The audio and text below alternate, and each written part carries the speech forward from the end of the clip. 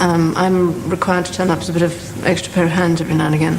So you know how we always see the royals looking all put together? Well, let me tell you, it's not always tea and crumpets behind those palace walls. Things have been a little tense, especially since Queen Elizabeth passed. And guess what? It seems like some of those tensions finally bubbled over. We're talking about a showdown, a moment some of you might have been waiting for. Princess Anne and Queen Camilla going head to head. Yes, you heard that right. During a royal feast, things got heated and Princess Anne told Camilla, "You are the queen consort, not the queen." Now, why did Anne say this? Well, it's not just about royal titles, it's about loyalty.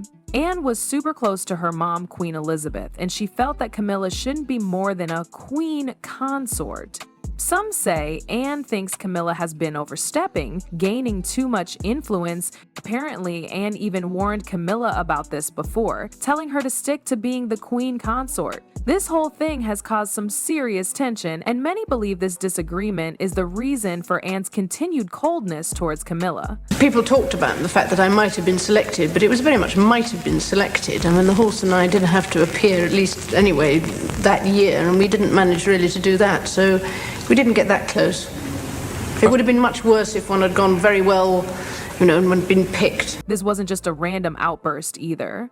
Anne felt like Camilla was stepping out of line, gaining too much influence in the royal family, and maybe even changing how things were done. It's like Anne saw a promise being broken, and she wasn't gonna just sit back and let it happen. There's even talk that she had warned Camilla before, saying something like, "You should stick to being queen consort because that's what Queen Elizabeth wanted." So this confrontation wasn't out of nowhere. It was the result of an ongoing disagreement about Camilla's title and role that has led to Anne's ongoing coldness towards her. It really highlights the importance of memory, loyalty, and promises in the royal family. King Charles, stuck in the middle, had to juggle his sister's fierce loyalty to their mom's legacy and his wife's ambitions for her new role. That's a tough spot for any family, especially a royal one. Now, if you're wondering why Princess Anne is the one to drop such a truth bomb, it totally shows off her amazing character. Anne isn't just any royal, she's often called the royal renegade, and for good reason. This isn't some polite, wishy-washy royal we're talking about. Anne is known for her sharp mind and strong sense of responsibility. She's super hardworking, straightforward, and independent. You can see it in everything she does. She's not afraid to speak her mind, even if it ruffles a few feathers. Think about some of her choices that show off this renegade vibe. For instance, she decided not to give her own kids royal titles. That's pretty unconventional for a senior royal, right? But it shows how much she wants her kids to have a more normal life away from the spotlight that comes with being a titled royal. She's also known for not having a huge staff like some of the other royals. She's very practical, which is why she seems so down to earth compared to her peers. And her dedication to service is unmatched. Princess Anne is one of the hardest working members of the royal family, attending hundreds of events every year. She just gets on with it. No fuss, no drama, just pure dedication. This isn't some fake image, it's really who she is. She's got her own unique style too, often going for practical, sensible outfits instead of chasing the latest fashion trends. It all reinforces this image of a no-nonsense royal who values substance over show. So when she speaks her mind, especially in a situation like that confrontation with Camilla, you know it's coming from a place of deep conviction and a strong sense of what's right. You know he's going to suffer from the same problems, although it tends to be true that the sort of writing that he does is less immediately publicly noticeable.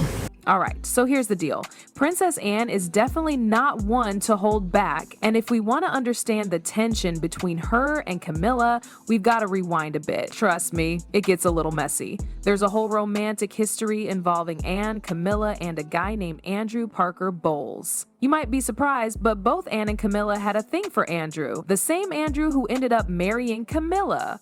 This wasn't just a casual fling. It seems like there was some real drama there. So when Andrew tied the knot with Camilla, you can imagine how that hit Anne. It felt like a personal jab, almost like a betrayal. It's not just about lost love, it's that complicated feeling when someone you were into ends up with someone else, especially when that someone else is your brother, Prince Charles. That's a lot of history and feelings to unpack, and it shows that the current tension isn't just about royal titles, it's way more personal. No wonder Anne might still feel some of that sting, leading to that unresolved tension we mentioned earlier. Now, let's chat about Camilla. Honestly, her journey hasn't been a walk in the park. For ages, people saw her as the other woman in the whole Charles and Diana saga, and public opinion was pretty harsh. Diana was beloved, and Camilla had to carry that negative vibe for years. It wasn't an easy fix. She had to work hard to earn any kind of acceptance. But credit where it's due, Camilla has really put in the effort. She's been gaining approval through her charitable work, focusing on causes she cares about, and quietly building her reputation. It's not flashy, but it's consistent, and people appreciate that in royals. Still, we can't ignore the big shadow of Princess Diana. Even now, years later, Diana's memory still affects how people see Camilla. It's a tough situation, and no matter how much good she does, that Diana factor is always going to be part of the mix when it comes to Camilla's acceptance in the royal family and with the public. And speaking of public opinion, let's touch on the supposed rivalry between Queen Camilla and Princess Kate. When Kate first joined the royal family, Queen Elizabeth II totally took to her. She saw Kate as a great addition and a future queen, and that warmth was pretty obvious. On the flip side, it seems like Camilla was a bit more skeptical of Kate at first. It makes sense when you think about it. Camilla has worked super hard to get where she is, and suddenly there's this young, popular face stealing the spotlight. Kate's rising fame could definitely create some unspoken tension. In any high-profile setting, when a new person comes in and wins everyone over, it can shake things up a bit, especially when it comes to status and influence. It's not about being mean, it's just the reality of navigating public perception in such a unique world.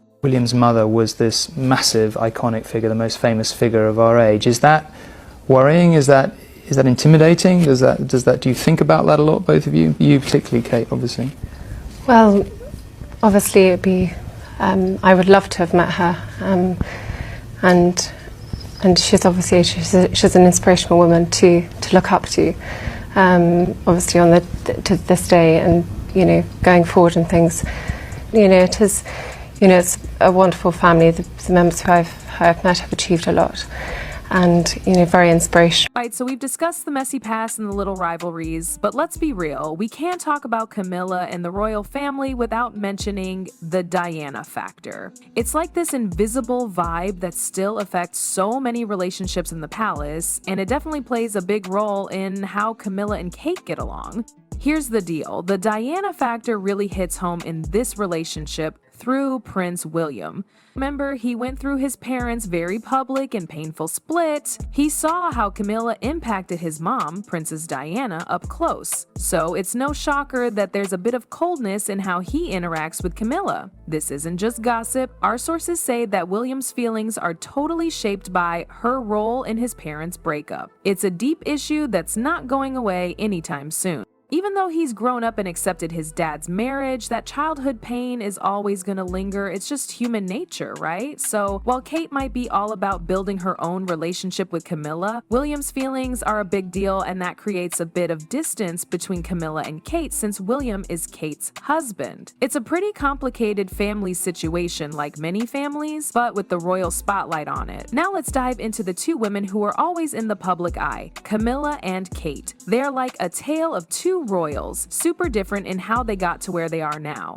Camilla's journey was long and tough, filled with public disapproval and a slow climb to acceptance. She wasn't seen as a fairy tale princess at first. She was more of a disruptor. She had to work really hard to change public opinion and show her commitment to the crown through years of quiet charity work. Her story is all about resilience and slowly finding her place in the family. Then there's Kate Middleton, who's often seen as the ultimate modern-day fairy tale figure. I mean, she was a commoner who married a prince, but it wasn't just luck. Kate was well prepped for her royal role. She jumped into the spotlight, learned the ropes, and really took on her responsibilities. She's not just a pretty face, she's become a respected leader and advocate in her own right. She's articulate, composed, and has this natural grace that people love. It feels like she was meant for this role, doesn't it? And here's where the Diana factor pops up again, but in a different way. A lot of of folks see Kate as having qualities that remind them of Princess Diana. Think about it: her elegance, her genuine warmth with the public, her dedication to her kids, and her ability to connect with everyone. These are all things that made Diana so loved, and Kate seems to have a lot of those same traits. She's got that relatable yet aspirational vibe that captivated everyone with Diana. This link to Diana, whether on purpose or not, just makes Kate even more beloved, and maybe unintentionally puts Camilla in the shadows. It's like the public found their new royal favorite, who reminds them of a cherished icon.